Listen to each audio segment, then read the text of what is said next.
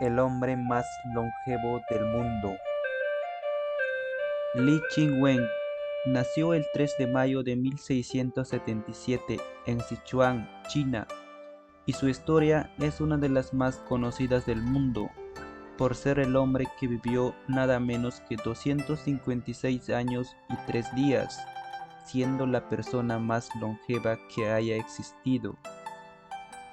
La historia del asiático la dio a conocer el profesor Wu Chun-chen, decano del Departamento de Educación en la Universidad de Chengdu, quien presentó a New York Times registros imperiales de China en las que felicitan 2 veces a Li Qingwen por sus 150 y 200 años de vida.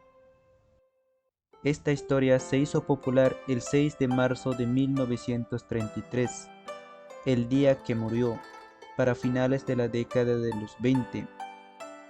Muchos ancianos del barrio donde residía contaban historias acerca de cómo sus abuelos lo conocían siendo niños y él seguía pareciendo un adulto. Sobre su historia es poco lo que se conoce, debido a que no era una persona famosa y siempre estuvo recorriendo todo el país asiático. Li Qingwen recolectaba hierbas medicinales y piedra de colorines. Desde los 10 años, según los registros, mantenía una dieta a base de hierbas y vino de arroz, que sostuvo durante 100 años. Además, consumía ginseng y una planta poco conocida, la centella asiática. Li vivió durante décadas en el templo taoísta de Yu Qing del monte Luoyang, plenamente dedicado al taoísmo y haciendo sus ejercicios espirituales, por lo que a su avanzada edad siempre fue una persona fuerte y ágil, con capacidad mental envidiable, y hasta su voz lo mantuvo sonora. A sus 71 años se unió al ejército chino como un maestro del arte marcial y como asesor táctico. Además, era un experto boticario. Li Qingwen tuvo 23 esposas y más de 200 hijos.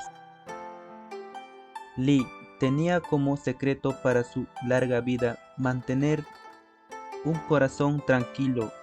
Siéntate como una tortuga, camina rápido como una paloma y duerme como un perro.